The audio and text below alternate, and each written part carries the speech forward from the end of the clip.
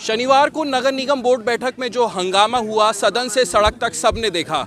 इसका इंजाम ये हुआ है कि अब विपक्ष सारा एक हो चुका है और विपक्ष भाजपाइयों के खिलाफ कड़ी निंदा कर रहा है और आंदोलन की चेतावनी भी दी है। हमारे साथ चंद्रशेखर आज़ाद हैं। चंद्रशेखर जी, जो हुआ सबने देखा सदन से सड़क तक, इसमें आपका क्या रुख है और आगे क्या प्लान है आपका? देखिए, अच्छा हुआ ये मीडिया ने भी देखा और मीडिया ने ही पूरे देश को भी दिखाया कि किस तरह से चुने हुए पार्षदों को जानवरों की तरह, जैसे आज़ादी से पहले जब संविधान नहीं था, अधिकार नहीं थे, पीटा जाता था, आज उस तरह का माहौल मेरठ में बनाने का प्रयास किया। ये एक तरह से संविधान के जो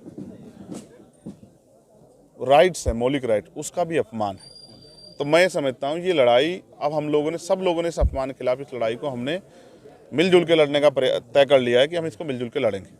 और आज हम लोग इसलिए इकट्ठा हुए हैं, हमारे साथ आरएलडी के, समाजवादी के, कांग्रेस के, एमआईएम के तमाम पार्टियों के नेता यहाँ हैं, जिन्होंने जो इस बात को समझते हैं अगर आज चुप्पी रखी गई तो कल ये भविष्य में किसी और के साथ भी होगा।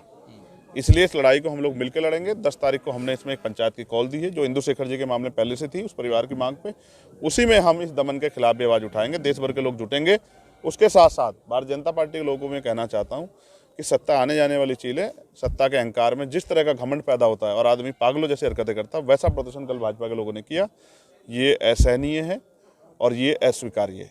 इसका जवाब जो है हम आने वाले समय में देंगे और हमारे पार्षद भाइयों को अकेला ना समझा जाए, ये भी सरकार के लोग याद रखें। अगर झूठे मुकदमे लगा के या झूठे जो है जो चाल चरित्र भाजपा का वो आरोप लगा रहे हैं कि महिलाओं के साथ छेड़छाड़ की, उसके बाद उन्होंने अपना विरोध जताया था। अभी भाजपा के एक पूर्व वर्तमान विधायक जेल गए हैं बलात्कार के आरोप में।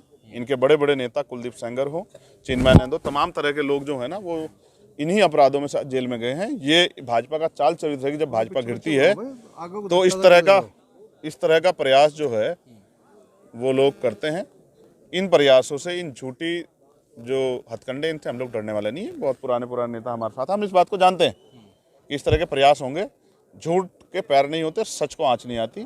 थोड़े समय में जो झूठ फैला जा रहा है वो धुल जाएगा, क्योंकि सारी चीज़ें सदन की जो भी प्रोसीडिंग है वो रिकॉर्ड में है। आपने भी बताया कि पार्षदों को जलाने का प्रयास था, वो क्या बात थी, थोड़ा बताएं। देखिए, मेरे साथ सम्मानित पार्षद कुलदीप खड़े हैं। उन्होंने मुझे बताया कि जब उनको बंद कर दिया गया तो भाजपा के बड़े पैमाने पे कार्यकर्ता, नेता वहाँ घुस गए, जिनके पास सरिये थे, हथियार थे, और वो हर कमरे में हमें ढूंढ रहे थे। पुलिस ने बाहर से लोग कर दिया और हमसे चुप रहने के लिए कहा, क्योंकि वो बाहर जो शब्द उन्होंने सुने वो ये थे कि हम पेट्रोल डीजल लाए हैं, इनको जला के मार दो, इनकी लाश को नाले में फेंक देंगे, इनकी कोई सुनवाई करने वाला नहीं है। उनको ऐसा लगता है कि सत्ता के आगे कोई नहीं बोलेगा, लेकिन ये उनकी गलतफहमी हो सकती है। ये मेरठ है जो क्रांति दर रहा है, यहाँ से 1857 क्रांति स्टार्ट हुई। इस धरती पे दमन के खिलाफ लगातार आवाज़ें उठी हैं। आज फिर इस दमन के खिलाफ संयुक्त आवाज़ उठी है। सरकार को इसकी कीमत चुकानी पड़ेगी। आपको क्या लगता है क्यों हुआ ये सब? क्या कुछ आपके पास ऐसी चीज़ थी, मुद्दा था जिसको दबाने की कोशिश करी? क्या चीज़ थी? मुझे पता है और आप लोगों को पता लग जाएगा कि जो भ्रष्टाचार बड़े पैमाने पे भाजपा के लोग करना चाहते हैं, जनता की जो मेहनत की कमाई है, उस कमाई को जो भाजपा के नेता भ्रष्टाचार के रूप में अपनी जेबों में घुसेड़ना चाहते हैं, उसके रोकने का काम कुलदीप ने किया। उन्होंने आवाज़ उठाई और दमन जो है, उनको अपनी जेब का पैसा बाहर जाता दिखाई दिया, तो उन्होंने ये घटना को अंजाम दिया। और वो ये सोचते थे कि ये लोग डर जाएंगे और भविष्य में कोई उनके खिलाफ आवाज़ नहीं उठाएगा। ये उनकी गलतफहमी है। हम सब लोग मिलके इस दमन के खिलाफ, भ्रष्टाचार के खिलाफ आवाज़ उठाएंगे और सरकार का जो झूठ है, सरकार का जो भ्रष्टाचार, उसको भी बेनकाब करके जनता के सामने लाएंगे। भाजपा के एक पार्षद ने इस्तीफा दिया है भाजपा से, और आगे भी कोई भी पार्षद आपके साथ जुड़ने जा रहे हैं, भाजपा से इस्तीफा देने जा रहे हैं, ऐसा कुछ है? अन्याय और अपमान, इसको सहना। देखो, आदमी भूखा रह सकता है, भूखे पेट, लेकिन अपमानित होकर नहीं रखता।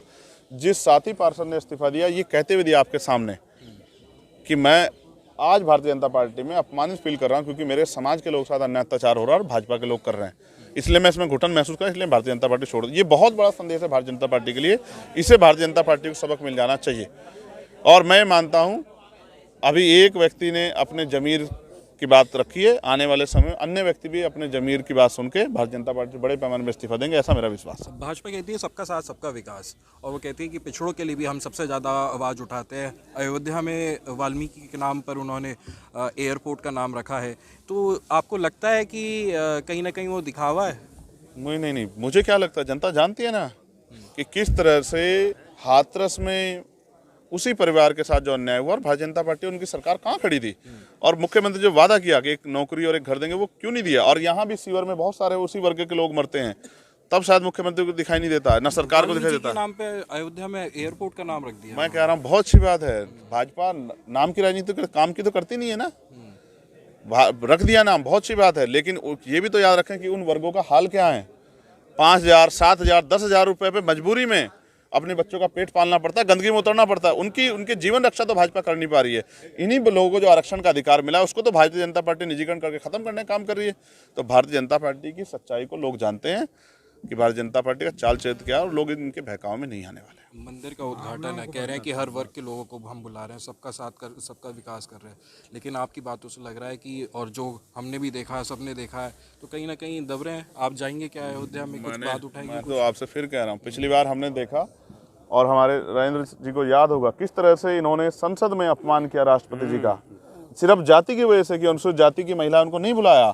और उनसे पहले जब राम मंदिर का शिलान्यास हुआ तो वर्तमान तत्कालिक जो राष्ट्रपति थे, जो रामनाथ कोविंद जी, उनको नहीं बुलाया। कितना ये सभी वर्गों का ध्यान रखते हैं, ये आप और मैं बेहतर जानते हैं। और जो कमेटी बनी, नहीं मुझे तो नहीं बुलाया, मगर मैं फिर आपसे कहूंगा कि अब लोग जानते हैं कि असल मुद्दा क्या है। ठीक है, धर्म आदमी का व्यक्तिगत अधिकार है और वो उसको कोई रोक नहीं सकता किसी को मानने से। अच्छा, सबके अपने अपने धर्म है और सब अपने अपने धर्म का सम्मान करते हैं और सब दूसरे धर्मों का भी सम्मान करते हैं। लेकिन धर्म के नाम पे पेट को भूखा रखा जाना ये उचित नहीं है। लोगों के भूखे पेट के बारे में, गिरती इकोनॉमी के बारे में भी देखना पड़ेगा। महंगाई, बेरोजगारी बढ़ रही है, उस पर भी देखना पड़ेगा। तमाम तरह नौजवान सड़कों पर घूम रहा है, भर्तियों में जो भ्रष्टाचार, उसका भी जवाब देना पड़ेगा सरकार को। लोकसभा चुनाव में चंद्रशेखर कहाँ से लड़ने जा रहे हैं चुनाव? बनारस का सुना था। इस अपमान का बदला ले लूं, उसके आंसुओं का हिसाब कर लूं, उसके बाद सब लड़ाई लड़ूंगा। ठीक है, बहुत बहुत शुक्रिया बात करने के लिए।